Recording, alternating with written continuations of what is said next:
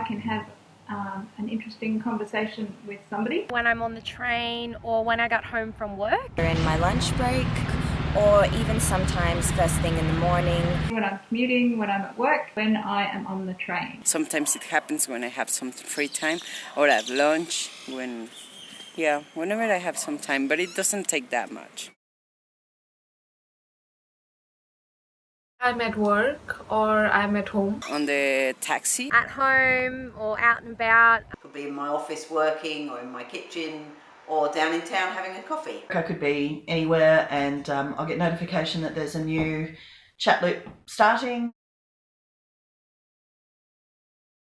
I usually wait until the evening to reply so that I give the messages my full attention. Chatloop activities have become a everyday activity for me, and it is something that I think the least that I can do every day, and it's good use of my time.